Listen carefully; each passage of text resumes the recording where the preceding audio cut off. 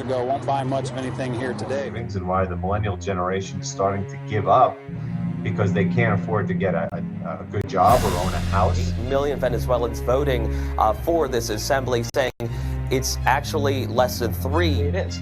And people are going to start rioting in the streets. Was reported to have asked Putin for military support that would help him stay in power. We will make America safe again.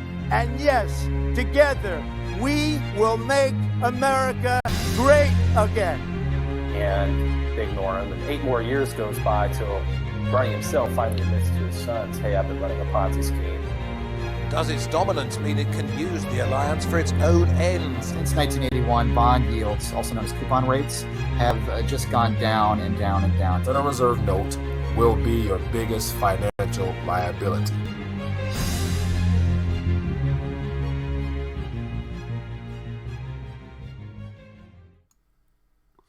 RTD Live Talk. It is Thursday afternoon, the 30th day of the month of August, and I'm excited to be streaming live this afternoon due to the fact we have a special guest joining us. And so, as always, give everybody a second to get logged in, and I'll also take care of a couple technical things on my side. And so, looking forward to having everyone call in and ask some questions and whatnot, or just chime in on the chat, and let's just try to get as much done as we can in a short amount of time, because I want to be respectful of my guests this time, even though it's 5 hours ahead over in the UK area. And so, as always, let me get a second here to make sure we have a couple people watching us, and then we'll get started. I have a gang of questions I'm curious to find out. And so let me adjust some things on my end, and then we will begin this RTD Live Talk. So once again, welcome. If you're new to RTD, feel free to chime in on the chat as I wrap up a few things on this side, and then we will begin. Yeah. Okay, so let's get started. I'm ready to the party. I'm ready to find out what's going on the other side of the ocean. And today's guest is Maneco64.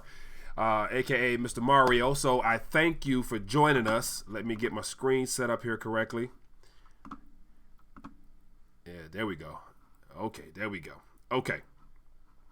So it takes a second to load. All right, so I have Mr. Mario on screen right now. Mario, welcome to RTD Live Talk. Thank you for joining us. Looking forward to having you just share your thoughts and experience, because you do a very good job of covering a variety of subject matters, and and I like the fact that you really lean towards educating the public on precious metals. And so, without further ado, we got a couple people watching us. Feel free to chime in the chat. Let me know where you're watching us from, and as well as ask any questions via chat or call in 833 Live RTD. And so we're going to begin this discussion. So, Mr. Mario, thanks for tuning in. How's everything going on your side of the ocean this morning, or this afternoon, or the evening for you? Thank you, Mike, for inviting me to talk on your channel. I appreciate it. I listen to your channel as well. No, everything's fine here in England. Yeah, it's just gone 5 o'clock, and hopefully we'll be able to cover, some questions from your viewers. Definitely. But what I'm seeing today in the markets, for example, is the emerging markets. The currencies there in Turkey, in Brazil, are really getting hammered this afternoon. Oh. So that's something really interesting. Things are not well. Right. Okay. So I that's the thing. That's one thing I love talking about, is utilizing what's happening around the world to kind of get an idea of where the developed nations are heading, ideally what's happening in Europe as well as what's happening here in the U.S., because I believe that we're not immune to what's happening there, and I think our fate is similar to what's going to happen in those areas. So before we dive any further, for those that might be tuning in for the first time who may not know who Maneco64 is, even though I know majority of our audiences do, or people in the audience do, but how did you get into the alternative media space as far as education? Give us a little bit of your background and how you've arrived at this point in your career. Well, I worked in the city of London, which is like the equivalent of Wall Street in the UK, for over 20 years.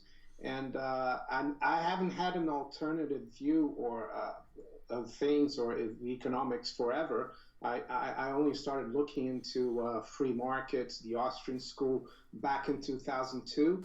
And even before I started my YouTube channel in late 2015, I've been into precious metals, alternative economics, and views. And then I decided to talk about it. And that's how it started on YouTube. And I just try to talk about things, how I actually used to talk to my clients, every morning when I got to my desk. But of course, differently, because not all my clients who were like institutional clients, like bankers, fund managers, they didn't want to hear about what I thought, about the system, even though some of them actually listened to me. So I thought I'm going to start doing that on YouTube. I saw at the time, other people doing alternative, channels, and that they were doing well. And I thought, well, I got to try it myself. And one thing that I've done is stuck to it, do a video every day and always have to talk about something worthwhile.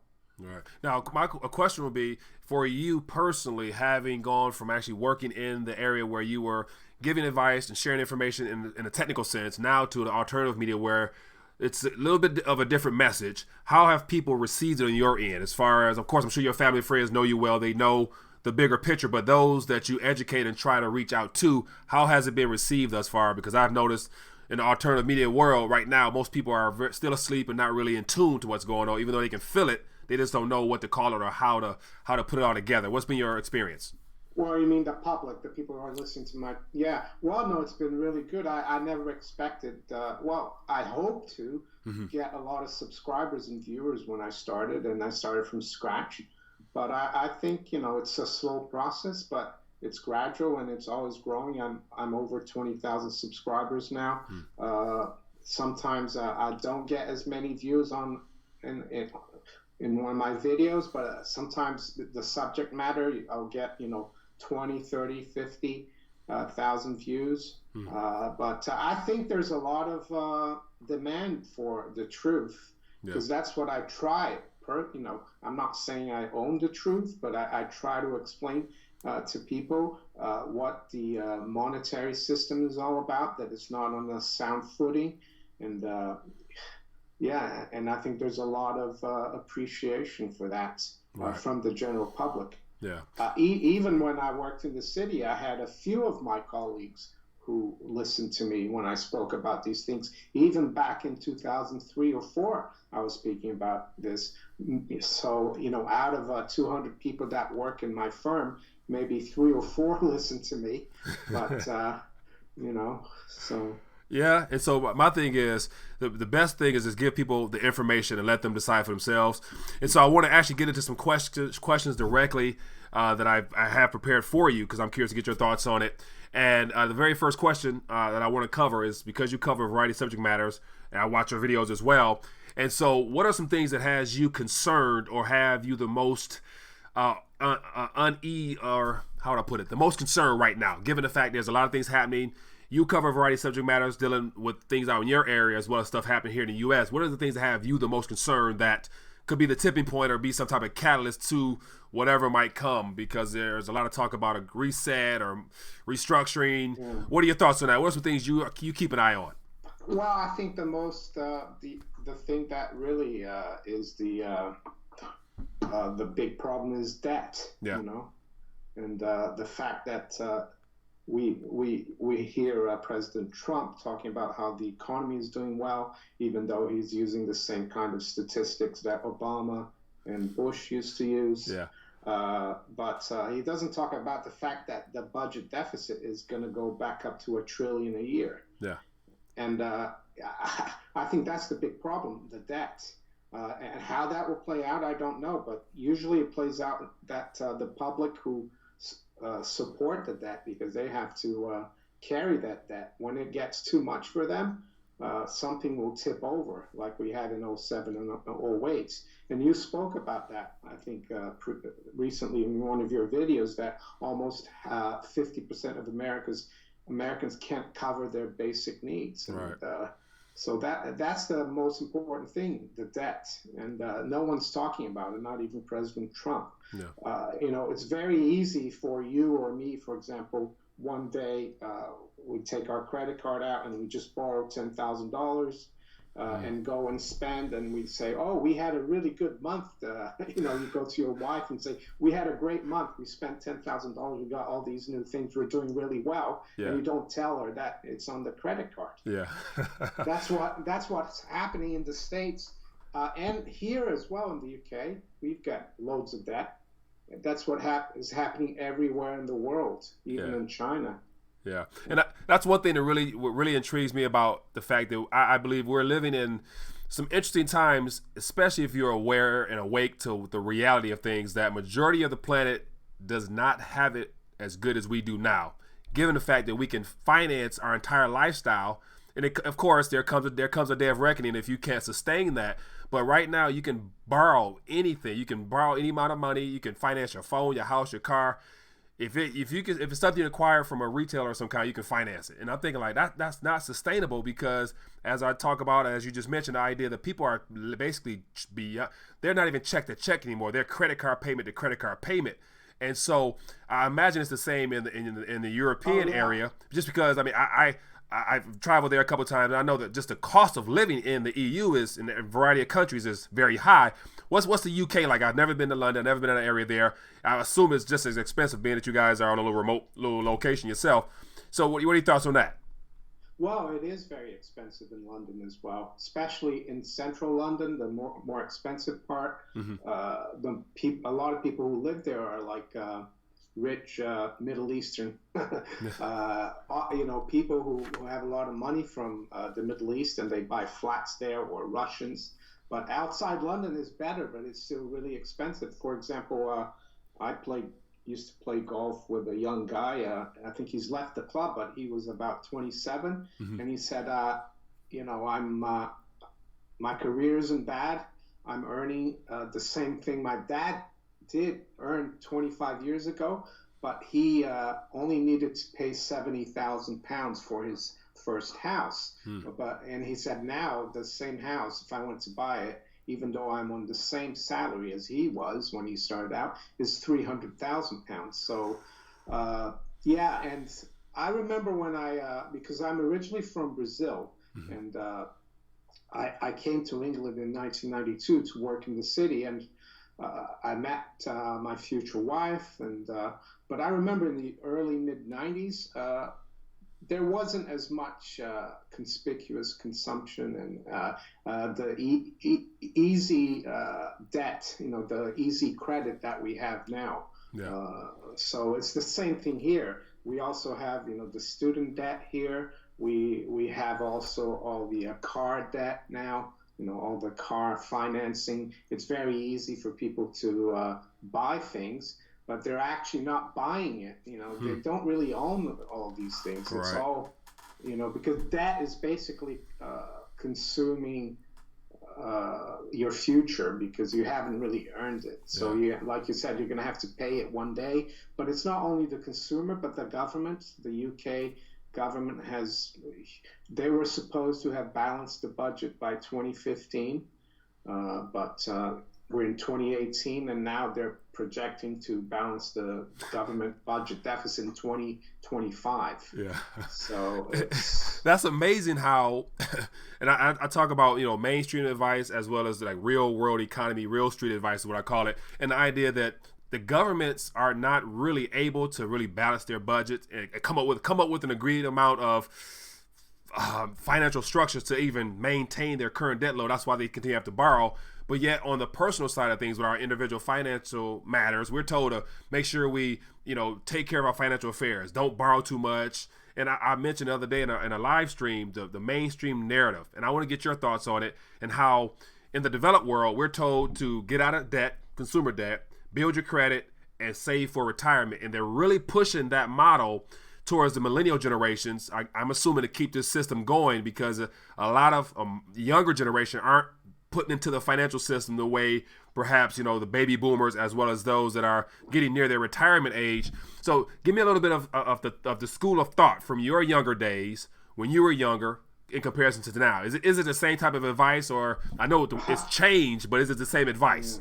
Well, my parents always advised me that money doesn't grow on trees. Yeah. And my dad always used to say, if you don't have the money, you don't buy it.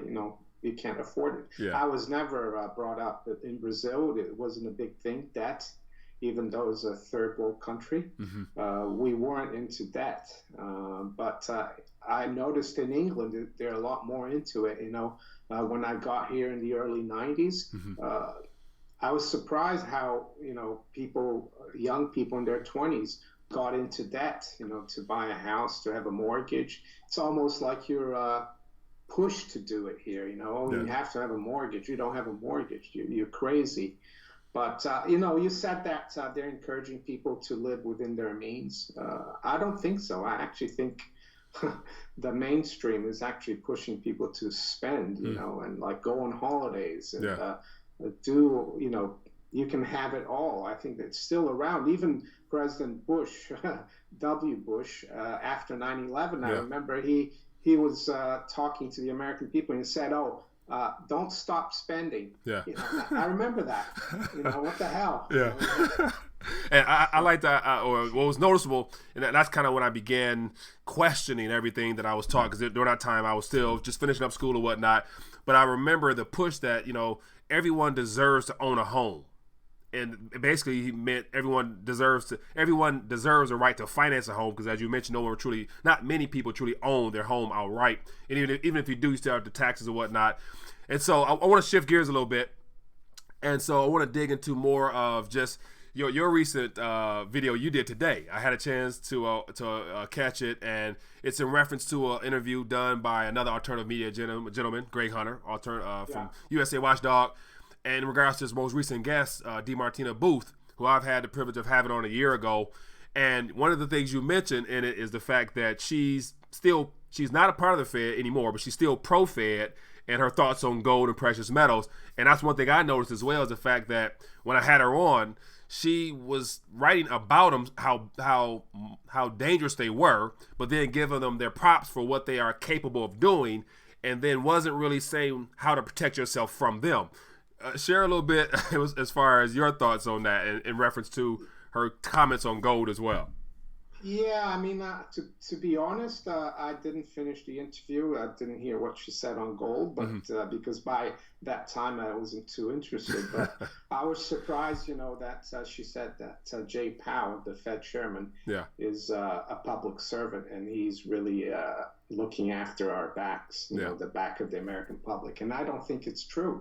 I think the Federal Reserve was created to look after the bankers and the politicians' interest. And that's why, since 1913, the dollar's lost 97% of its value. I mean, it's all because of a big part is because the Fed, the politicians gave them the power to issue the money.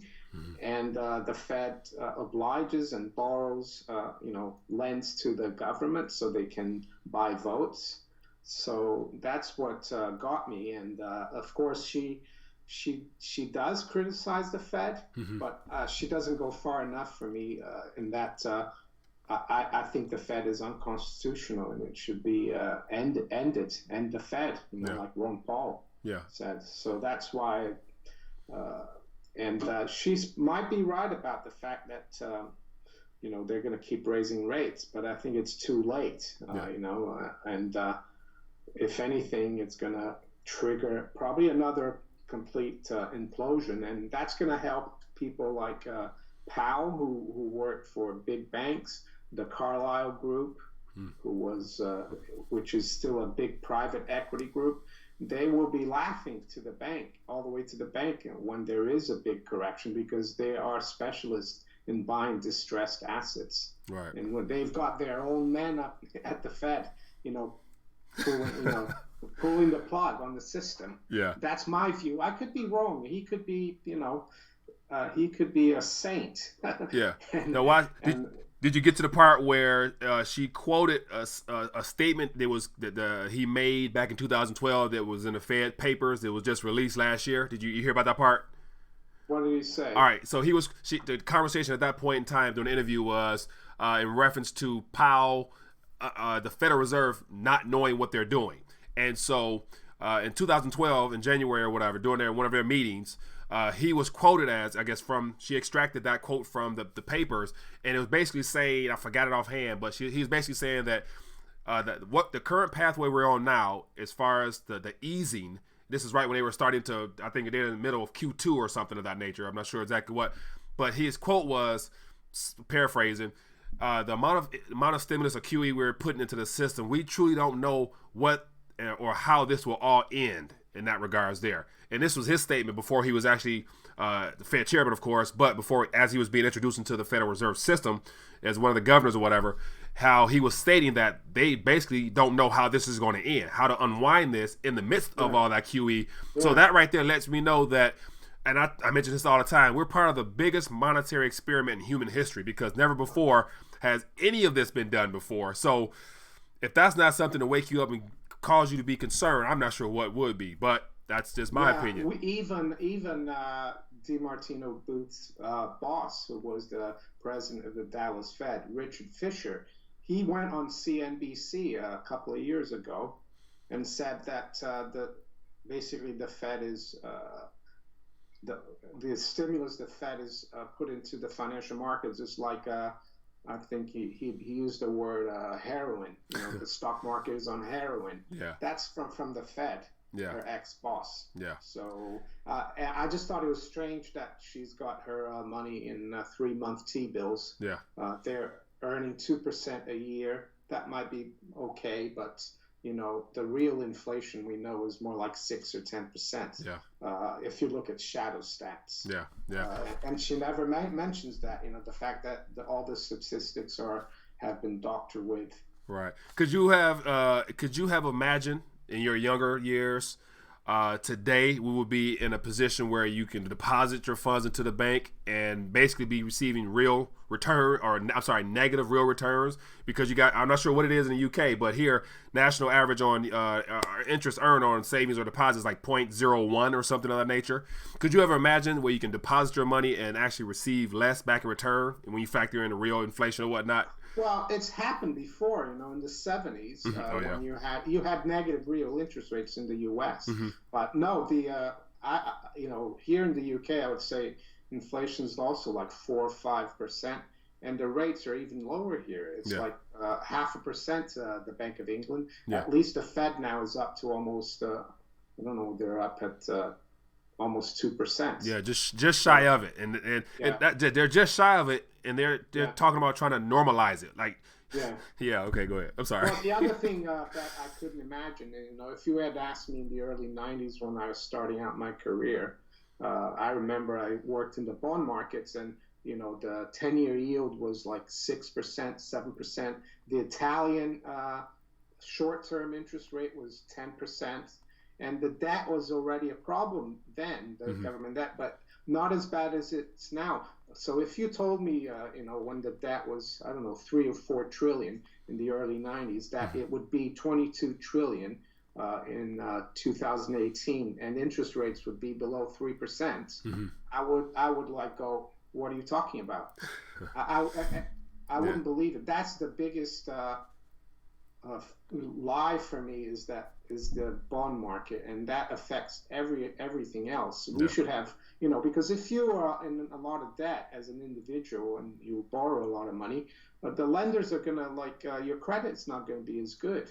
But nowadays all these governments are borrowing like crazy, but they don't have to pay anything, and that's because the central banks are printing the money to keep the rates low, and that's going to end in tears. Like you said, it's an experiment that has never been done before on a global scale. It's been done before in Weimar, Germany, and we know what happened there. But now, okay, so we're live, we're streaming live, so we got questions on the side, but I'm enjoying just going back and forth. So as always, if you guys want to ask a question directly, call in 1-833-LIVE-RTD. You can ask it directly and hopefully get an opinion or some thoughts on that question. But just to look over here and see what's going on, it says, question, how fast will the oversure U.S. dollars come to the U.S. when the economy collapses?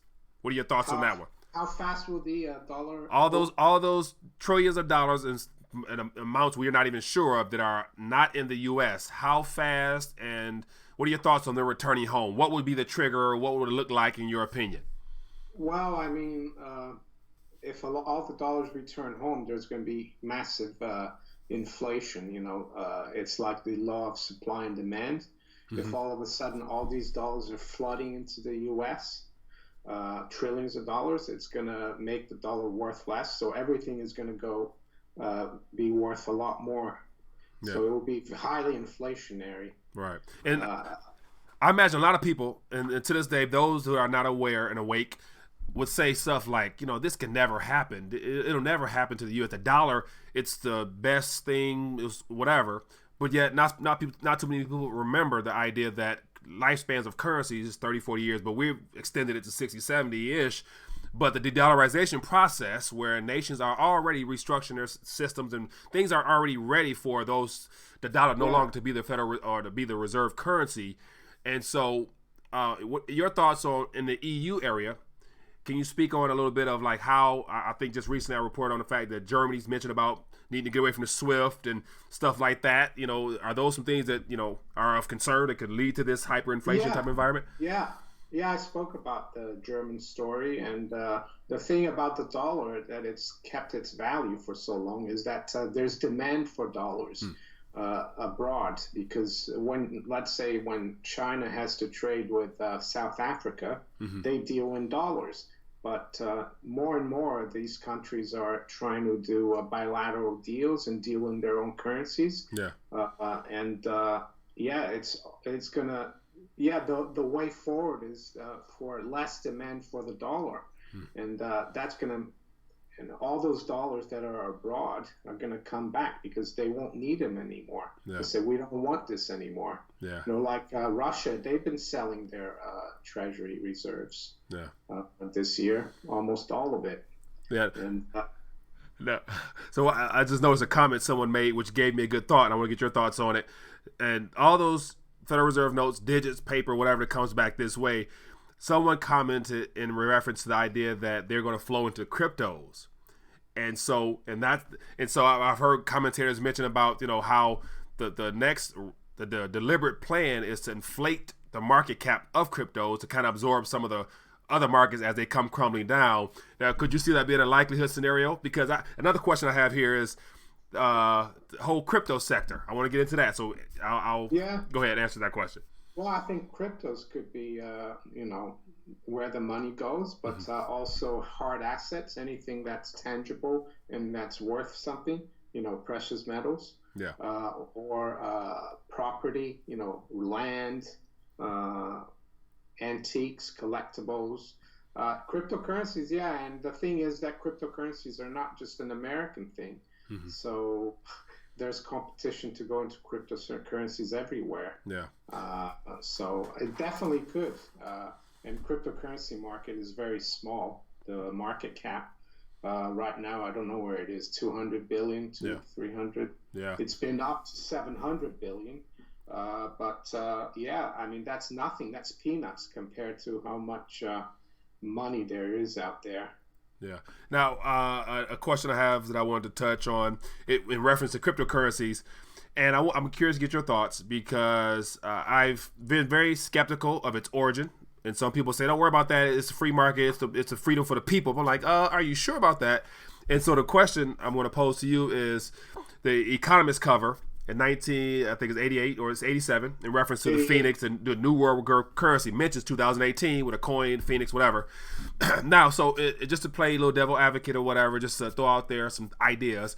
Do you think the introduction and the boom of the everyone being talking about cryptocurrency, blockchain, really taking root in 2018. It's been around for a decade, but it's been taking root now mainstream-wise in 2018. Do you think perhaps that it was a deliberate creation placed for this time frame as things unwind, and hence the idea of global reserve currency because blockchain cryptos will be a part of it? So A, was it the free market, or B, was it by the higher powers that control the monetary system already? What are your thoughts?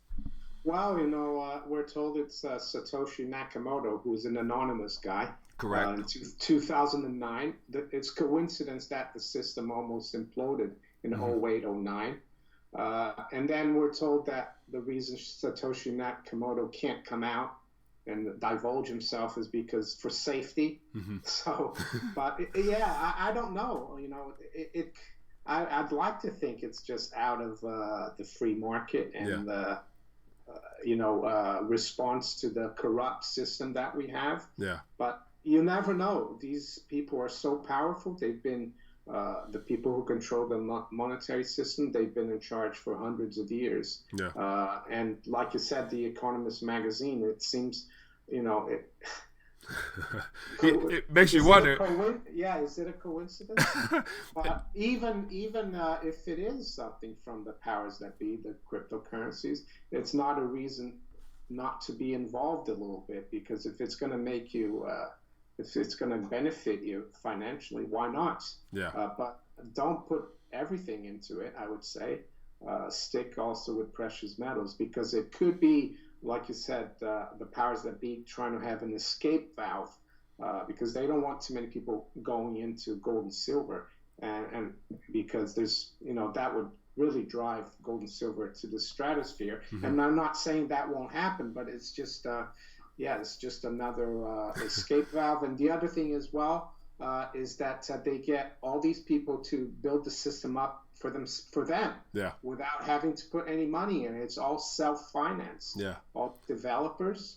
But I can't say whether, I don't have any proof. Yeah. But you can only speculate. Yeah, and it's just one of those things where I can't help but bring that up all the time, just because.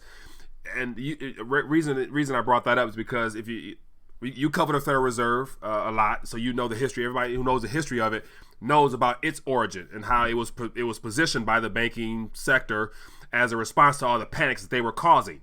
And so they had their media campaign where they paid all the media sources that they didn't control at that time, spewing messages saying, it'll decentralize the bank. We don't want that. We don't want that. But it was really them paying for all those ads.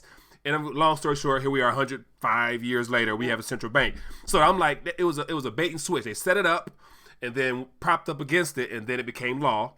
And here we are.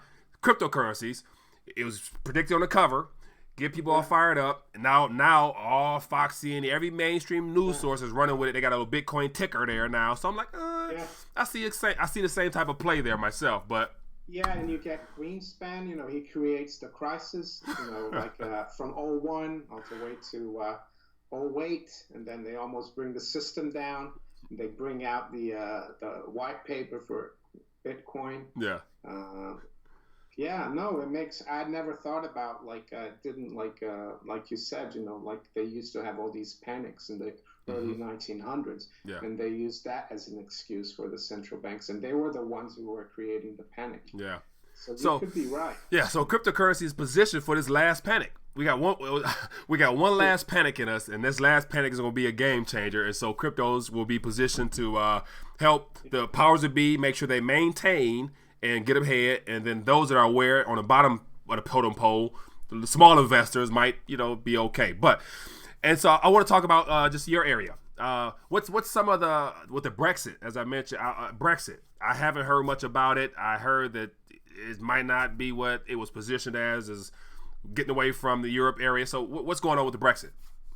Well, the vote was in June 2016, and it's 2 years after that, and they're still negotiating with Europe.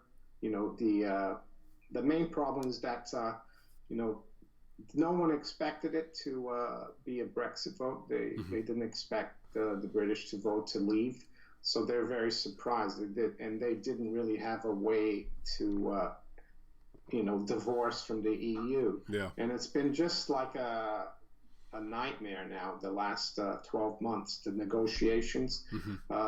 And I think we need to the UK will be out of the EU officially by March next year.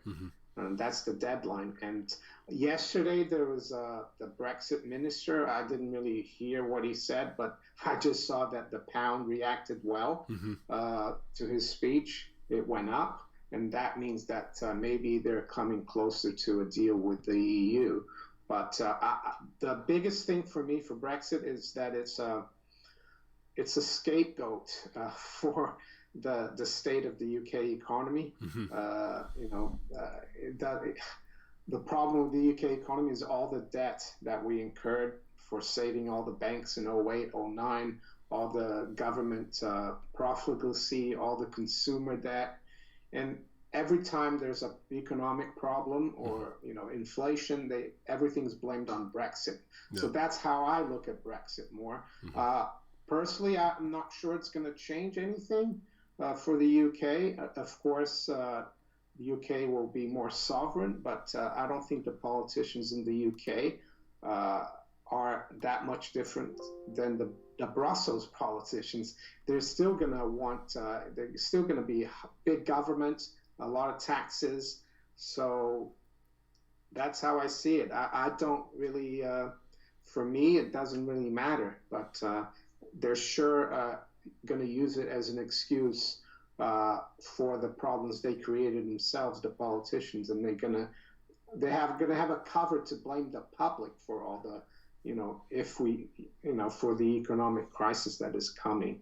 But so we should be officially divorced from the EU by March 2019. And right now they're trying to work out what trade deals they're going to have with other countries and so on and so forth. Right. All right. So we have a question here. Someone, the question is, did Europe stop using the U.S. dollar? If not, when will they stop using it? Well, they still use the U.S. dollar. The euro is one of the, people talk about the reserve currency, but there are other reserve currencies in the world, even though they're not as used as much as the dollar. I think the dollar is like 2/3 of all the currencies that sovereign countries hold. So the euro, reserve currency in of itself, some countries trade in euros, but Europe still uses the dollar, but as you said earlier, Germany, I was surprised they came out, the foreign minister there said that they're looking for a new SWIFT system, independent of the dollar SWIFT system.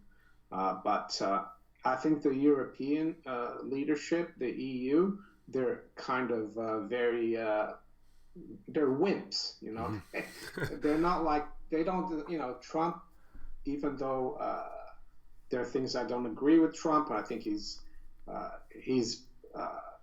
I think he's not being truthful about the economy. He does things, right?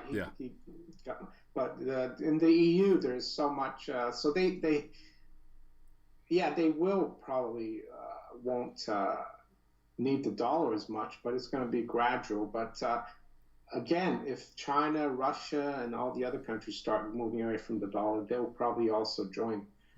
They're not leaders, really. They follow more. And the UK, we won't be part of the EU soon. The UK will just use any currency.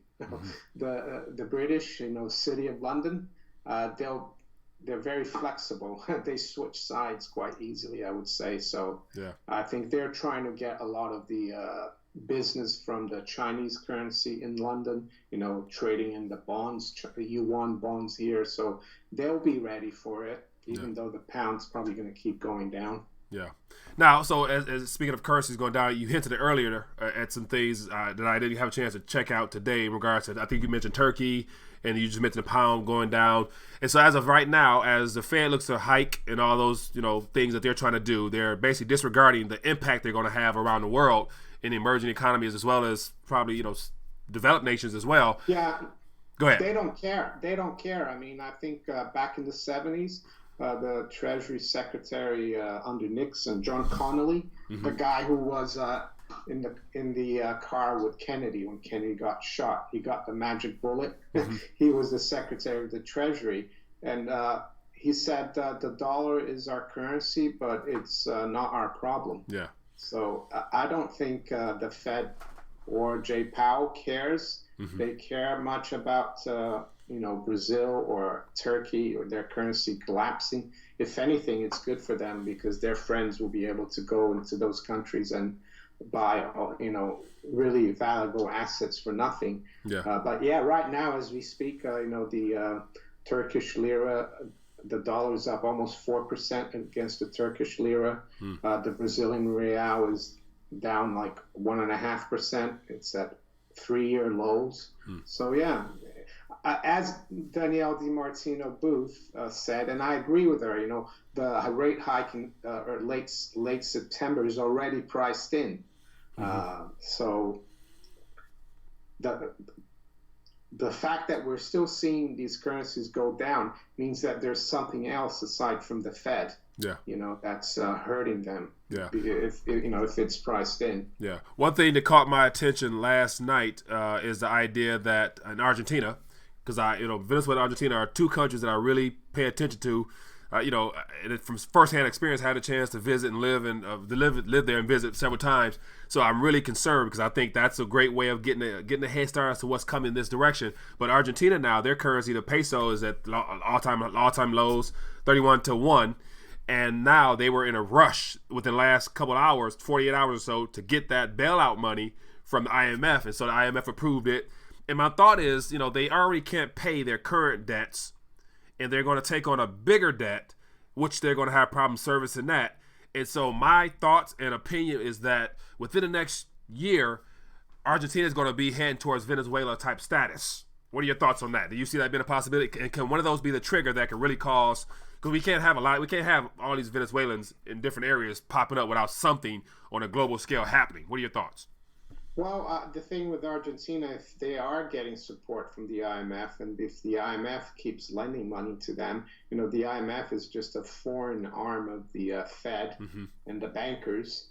So I'm not sure if it's going to go, they're going to allow it to go Venezuela-like because they want to get a return on their investment, but they might, and then they'll just take over the country. They'll just buy all the assets, all the infrastructure. Yeah, I just see here that the Argentinian central bank, they hiked interest rates by 15% today. Really? So what is it at now? I think it was already at 40%, wasn't it? So it's not. Well, Zero Hedge is reporting Argentine peso crashes to record low. Emergency 1,500 basis point rate hike fails. So they raised rates by 15%. I think they raised it to 60% today, and the peso rallied and then it fell back. So things are not well there. Man. So that's rough because. Go ahead. I'm sorry. So you lived there before? Yeah, so back in my younger years, I was, when I played professional sports, I lived there, and so I visit there, I have friends there, and speaking of which, I always keep a little reminder here. I got a 100 Argentina peso note, of which my story is that when I first got one of these years and years ago, it was 3-to-1 ratio. Went back, it was 8-to-1. Now it's 31 and dropping to 1. So I'm thinking like, come on, people, wake up, man. It's the same piece of paper made from the same material. Just the fact right now our currency has a little faith in our government for now, but it's going to be interesting to see how it unfolds. And so we have something in common because I grew up in Brazil. Yeah. In my late teens, early 20s, and the inflation there was bad. We had new currencies. Yeah. And I always wondered, and then always interested me about why. And you've been in Argentina, and the thing is, we're doing the same thing the people in Brazil, the leaders of those countries have done. We're doing the same thing here. The only reason it hasn't gotten worse yet is because we have credibility. Yeah. Yeah, we're living on credibility. Wow, our economy is held together by credibility as well as delusion from the public. The public aren't aware of the fact that our United States, Uncle Sam's credit is not as good as people probably want to believe it is. But I have a question here. Someone asked a question. It says, if the Fed controls everything, how do we get off the hamster wheel? Don't try not to deal with the banks as much as possible. And by that, I mean, of course, sometimes you need to have money in the bank to pay bills. Yeah. But try not to borrow. Try not to live within your means, you know, because if you don't play their game will be over. It's like, you know, and also try to educate people. That's why I do my videos as well, to try to, because I didn't know any of this when I started working. I didn't question the nature of money. It was only, you know, 10 years later that I started looking into it. Yeah. So I can't expect the average person in the street who has a job and not in finance to know all this. So that's why I do the videos, and that's why I encourage everyone else, you know, if people want to do their own videos as well about this. It's not, I don't have a monopoly. You know, go and buy the books, learn and read about it, and just try to educate people and try to not play their game too much. Yeah. Stop listening to CNBC, Bloomberg News. Turn off the mainstream media. Yeah, that's very true. Now, as we draw towards the end, almost 45 minutes or so, I appreciate everybody chiming in. As always, any questions, feel free to ask directly in the chat, or we've yet to get a call in, Mario, so I'm hoping somebody can call in and we hear somebody's voice. It's always good to hear someone's voice directly. And so I want to hit towards how just some possible scenarios on how things will unfold, given the fact that with the Fed hiking, everything happening outside our countries, recession, market correction, whatever is going to be used. As I mentioned earlier, it could be our last panic in a sense, because all these recessions are basically panics, just a different form, given a different name now. What are your thoughts? What type of thought have you given to how it might play out in your area as well as on a global scale? Because I believe the U.S. will be the last domino to stand before it falls over, and when it does, game over, as far as everything we've known.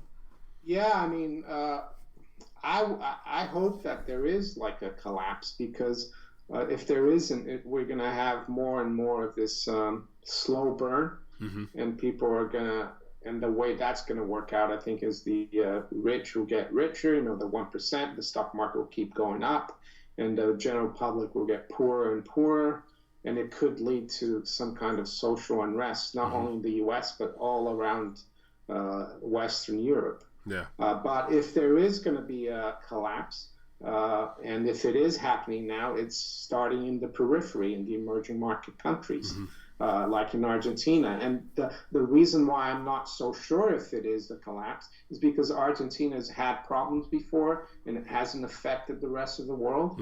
But this time it's happening, you know, in Brazil, Turkey, South Africa, Argentina, even Italy. So, but the dollar, I think, will be the last one to go, but it will go as well. You know, for those people who think, oh, all I need to do to protect myself is have dollars. And that's not just to the people in the U.S., but to people in Argentina and Brazil.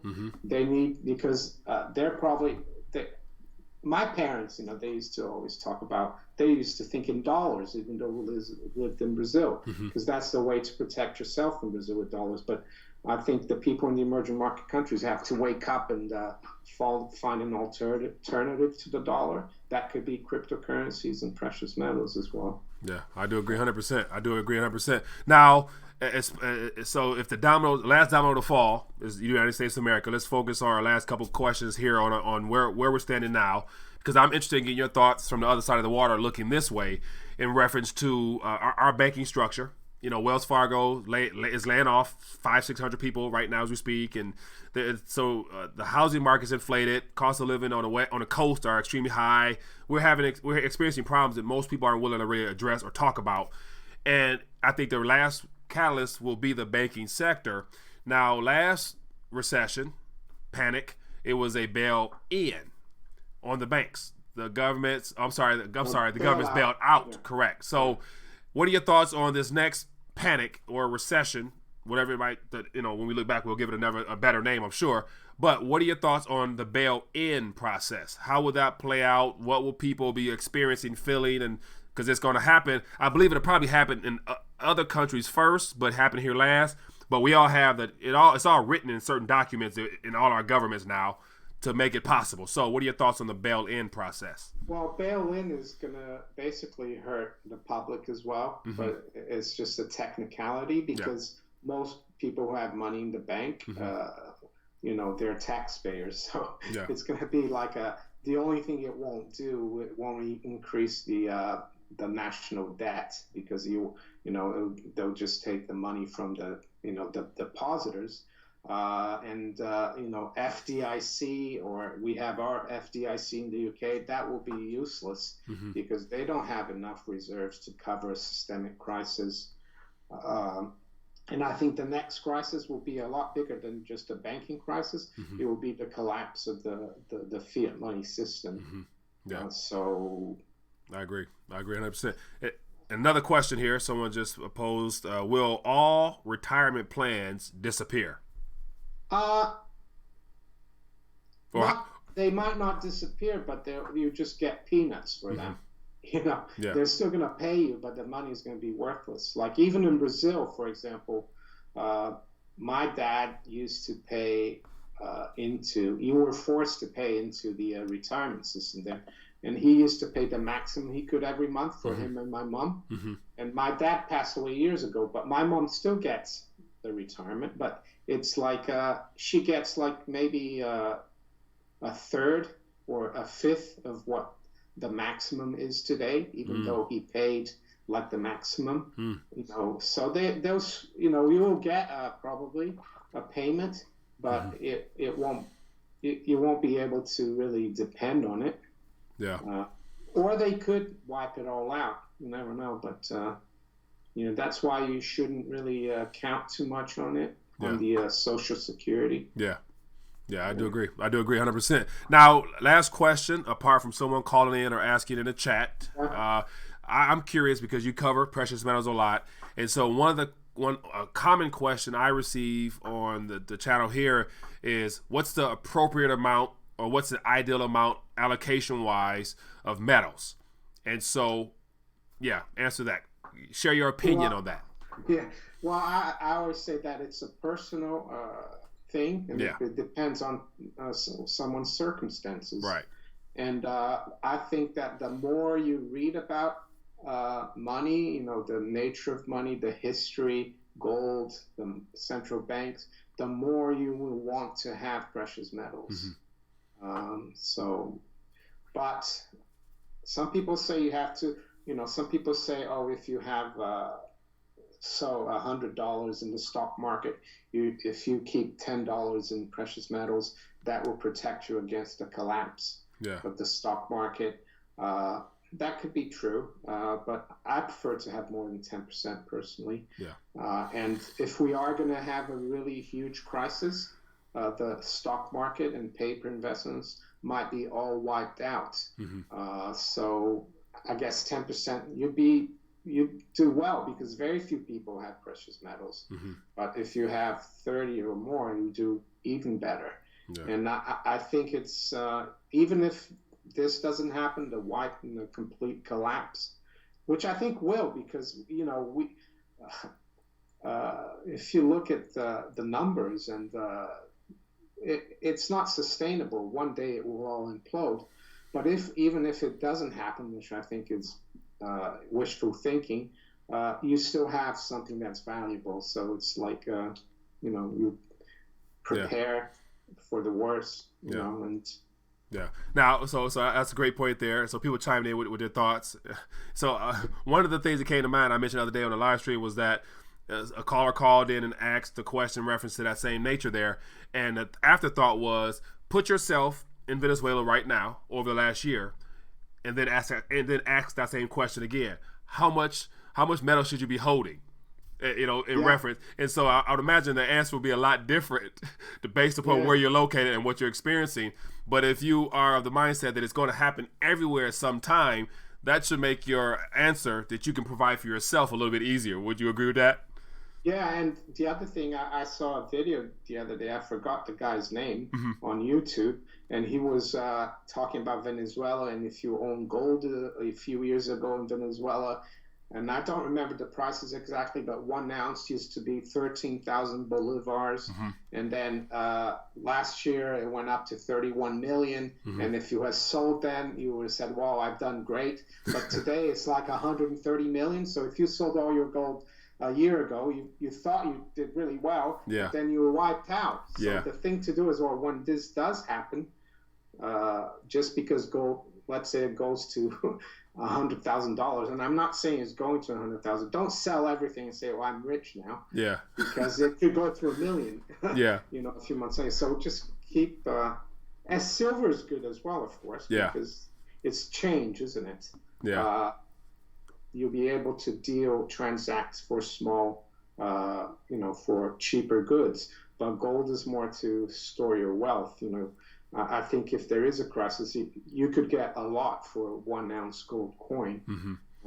So it's not something that you probably want to sell. Yeah, I agree. And I'm just hearing that scenario there of how if you try to sell in increments, thinking. But see, and the problem with that, people don't really think about it, is you're still thinking in paper terms in your own currency. It is not. It's not the idea that you're getting richer. It's the fact that your currency is devaluing to the point where it's becoming zero, and then they're going to increase the number. You can have I got a $1 trillion Zimbabwe note around here somewhere. You can have a trillion in your national currency, but that's not, you're not rich. But it's just getting out of the mindset of thinking in paper terms. So that's going to be the biggest problem, adjustment for a lot of people, even metals holders, because they're going to be like, I can sell now. So you don't want to sell in your in the current environment you're in. Yeah, I think it could be the crisis that ends the fiat money system. And like Jim Sinclair said, I don't know if you listened to his interview with Greg Hunter. He said his people, the people in the know, they said next time we're not going to call you back to tell you when to sell it because you're not going to need to sell it. Yeah. So that's the thing. You're not going to. You exchange it, I guess, for assets, but not for fiat, for the fiat dollar. Yeah, and not for your. And to be truthful, I would say, my opinion, of course, not for your national currency. You will probably want to either lease it, so it's still in your ownership, or acquire tangible assets that probably produces income in your national currency. So you might not even want to touch your national currency apart from needing your goods and services to survive. So. Or buy a farm. A farmer might need the money, the gold. Yeah, very true. There's an ounce, and you take. Yeah, very true. So I have another question here. Then we'll get ready to wrap it up because no one's called in yet. So as always, when people don't call in, I get disappointed because they're watching us. I'm looking for that one brave soul to call in just because it makes the show that much better, in my opinion. But a question here says, why do you think that the U.S. government allows cryptocurrency to exist? If so, is it so anti-establishment and a threat to the existing fiat? If it's a threat to the current existing fiat system, why do you think governments allow it to exist? Well, because it's cryptocurrencies are a bit like a computer program, and it's not like it's very difficult to stop, and it's decentralized. For example, Bitcoin doesn't have a headquarter. So you can't go to the headquarters and arrest Satoshi Nakamoto. Yeah. That's why they can't control it. That's why they don't seem to like it, even though there is suspicion that they're behind it as well. Yeah. But that's why they can't stop it, because it's a computer program, and the developers no one is in charge. It's the community everywhere in China, Korea, Brazil, England, US. I don't know if you followed EOS. They launched in June, and there were people from all over the world voting online. And how do you stop that? They don't have a head office. Yeah, good point. So Mario, it looks like we might have a call here, and so let's see what that call is about. Hello, caller. What's your name? Where you calling from?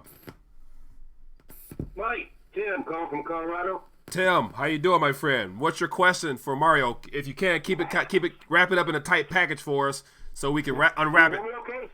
I can hear you. Go ahead. Go ahead. Looks like we might have lost him. So Tim, call back.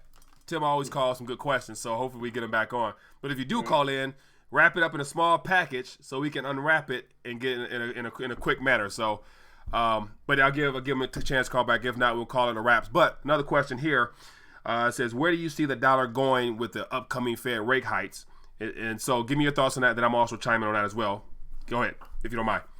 Yeah, I mean, it's funny because when the Fed started raising rates in December 2015, the dollar, ever since then, the dollar has it went up a bit, but it's actually been going down. Yeah. And so the dollar's only been rebounding in the last 4 or 5 months. But I'm not sure even if the dollar is going to keep going higher, you know, because all these hikes that we're going to get, another 2 this year and maybe 2 next year, they're kind of telegraphed. So the dollar might go a little higher against the, as per the dollar index, which is the major European and Japanese currencies. Yeah, I'm not so sure it's going to go back up to 120, which is where it was in 2000. Right now we're at 94 or something. I'm not sure exactly.